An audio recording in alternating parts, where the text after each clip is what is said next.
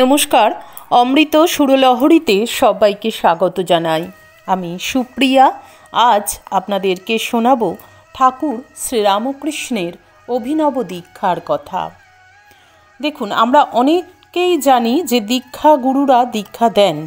অনেক দীক্ষাগুরু আছেন যারা দীক্ষা দেন। তারা মন্ত্র লিখে দেন, সেই মন্ত্র জপ করতে বলেন, সেই মন্ত্র নিয়মিত জপ ধ্যান করার পরামর্শ দেন। কিন্তু ঠাকুর শ্রীরামকৃষ্ণ কীভাবে দীক্ষা দিতেন? তিনি কি কখনো দীক্ষা দিয়েছেন কাউকে? এই প্রসঙ্গে আজকে একটা অসাধারণ আলোচনা আমরা শুনব। তাই বলবো, ভিডিওটি স্কিপ না করে শেষ অবধি সঙ্গে থাকুন। এই আলোচনায় যাওয়ার আগে আপনাদের কাছে অনুরোধ করব, আপনারা যারা আমাদের চ্যানেলটি এখনও সাবস্ক্রাইব করেননি, প্লিজ সাবস্ক্রাইব করে আমাদের পাশে থাকুন। পাশের বেল আইকনটি ক্লিক করে রাখবেন, তাহলে আমি যখনই কোনো ভিডিও আপলোড করব আপনারা তার নোটিফিকেশান সবার আগে পেয়ে যাবেন। আজকের আলোচনা যদি ভালো লাগে অবশ্যই একটা লাইক দেবেন, কমেন্ট করে আমাকে উৎসাহিত করবেন, আপনাদের কেমন লাগছে জানাবেন এবং প্রচুর শেয়ার করবেন, তাহলে অনেকেই জানতে পারবেন। ঠাকুর শ্রীরামকৃষ্ণদেব সম্পর্কে অনেকেই অনেক কথা জানেন না, মায়ের সম্পর্কেও তাই অনেক কথাই জানেন না। এমনকি আমি যে আলোচনা করছি আমিও কি সব জানতাম? আগে জানতাম না। তো আমরা কিন্তু এইভাবেই জানতে পারি। আজ আমাদের প্রত্যেকের হাতে এই যে মোবাইল ফোন এসেছে, মোবাইল ফোন আমাদেরকে আরও অনেক বেশি করে ঠাকুরকে জানার সুযোগ করে দিচ্ছে আমাদেরকে। তো চলুন শুনে নিই ঠাকুর কীভাবে দীক্ষা দিতেন। পূজনীয় স্বামী শিবানন্দ মহারাজকে এক ভক্ত প্রশ্ন করছেন, মহারাজ, ঠাকুর দীক্ষাদি দিতেন কি? মহারাজ বলছেন, হ্যাঁ দিতেন, তবে খুব কম। তাছাড়া তাঁর দীক্ষা তো সাধারণ দীক্ষার মতো কান ফোকা দীক্ষা নয়। তিনি কাউকে বা স্পর্শ করে চৈতন্য করে দিতেন। কারো জীবে কোনো বীজ মন্ত্র লিখে দিয়ে কুলকুণ্ডলিনী জাগ্রত করে দিতেন, বা ইচ্ছাশক্তির দ্বারা কারো মনের মোড় ফিরিয়ে দিতেন। তিনি হলেন জগৎগুরু, তার কথা স্বতন্ত্র। জগৎগুরু মন্ত্র দেন প্রাণে, আর মানুষগুরু মন্ত্র দেন কানে। তিনি ভক্তদের অন্তরে ঐশী শক্তি, ঈশ্বরীয় ভাব উদ্দীপিত করে দিতেন, আর অধিকারী ভেদে সাধকদের ভিন্ন ভিন্ন রকমের সাধন করাতেন। একঘেয়েমি তাঁর ছিল না। যে যে মার্গেই সাধন করুক না কেন, তিনি তাকে সেই পথেই এগোবার সাহায্য করতেন। তাই তো ঠাকুর বলেছেন যে ঈশ্বর এক। একই পুকুরে 4টে ঘাট থেকে 4জন জল তুলছেন, কেউ বলছেন পানি, কেউ বলছে ওয়াটার, কেউ বলছে জল, কেউ এইভাবে এক একজন এক একভাবে বলছে। ঠাকুরও সেই জন্য বলেছেন, যত মত তত পথ।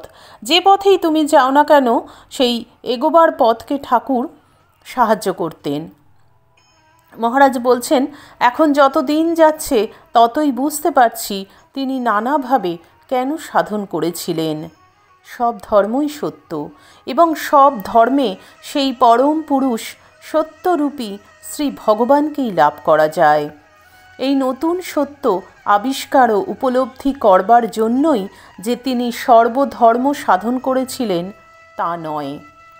তার সেই সাধনার গূঢ় অর্থ ছিল সকল ধর্মকে পুনঃ উদ্বুদ্ধ করবার জন্য তিনি করেছিলেন নানা ধর্মের সাধনা। তাই তো আজ সকল ধর্মের ভিতর নবজাগরণ এসেছে। প্রত্যেক সম্প্রদায়ের লোকেরাই ঠাকুরের জীবনকে আদর্শ করে চলেছে। কত শত খ্রিস্ট ধর্মাবলম্বী যে তাকে যীশুখ্রিস্ট বলে পুজো করছে তার ইয়ত্তা নেই। এসব কারো প্রচারের ফলে হয়নি। ঠিক জানবে তাকে কে প্রচার করতে পারে বলো? সত্যস্বরূপকে কে প্রকাশ করবে? তাই তো গীতাতে আছে, সেই ব্রহ্মকে না সূর্য প্রকাশ করতে পারে, না চন্দ্র, না অগ্নি। অসাধারণ কথা। ঠাকুরের দীক্ষা পদ্ধতি এমনই ছিল। যখন নরেন্দ্রনাথ ঠাকুরকে বললেন যে, ঠাকুর আমি নির্বিকল্প সমাধি চাই, ঠাকুর তখন নরেন্দ্রনাথকে বললেন ধিক্কার দিয়ে, ছি ছি, তুই এত বড় আধার, তোর মুখে এই কথা? আমি ভেবেছিলুম কোথায় তুই একটা বিশাল বটবৃক্ষের মতো হবি, তোর ছায়ায় হাজার হাজার লোক আশ্রয় নেবে, তা না হয়ে কিনা তুই শুধু নিজের মুক্তি চাস। ঠাকুর কখনো সিদ্ধাইয়ের কথা বলেননি, কখনো যার প্রত্যেকের নিজ নিজ মুক্তির কথা বলেননি।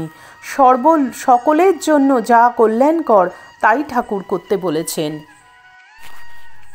স্বামী শিবানন্দ মহারাজ বিবাহ করেছিলেন, তো তিনি যখন খুবই ভীত যে আমি বিবাহ করে ফেলেছি, অথচ তাঁর ইচ্ছা এই আধ্যাত্মিক পথে এগোনোর, ঠাকুরের কাছে থাকবার, তখন মহারাজকে ঠাকুর বললেন, ভয় কী রে, আমি আছি।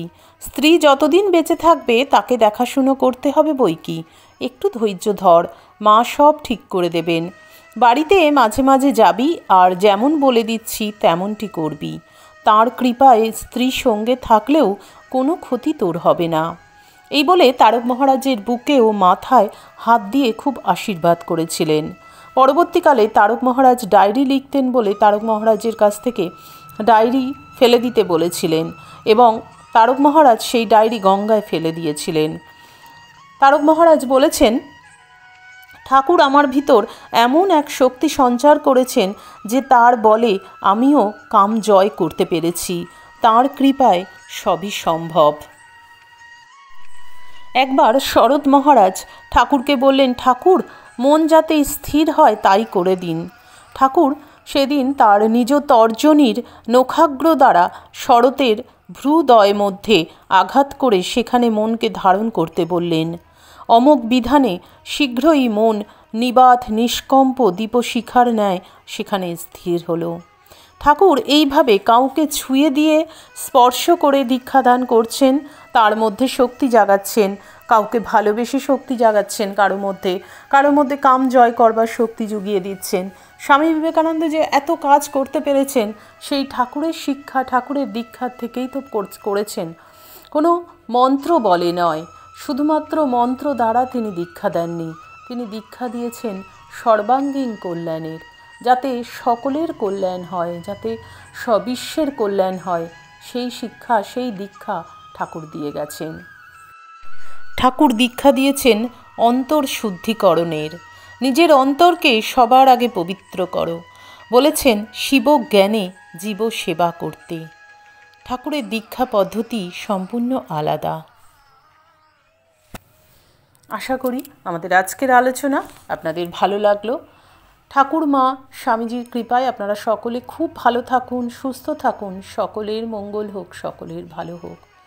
দিব্যত্রয়ীর চরণে, সমস্ত মহারাজদের চরণে, মাতাজিদের চরণে আমার আভূমি লুণ্ঠিত প্রণাম জানিয়ে আজকের ভিডিও এখানেই শেষ করছি। আবার আপনাদের সঙ্গে দেখা হবে আগামী ভিডিওতে। হরি ওং তৎসৎ। শ্রীরামকৃষ্ণ অর্পণমস্তু। জয় মা শারদেশ্বরী, জয় তু স্বামীজি মহারাজ।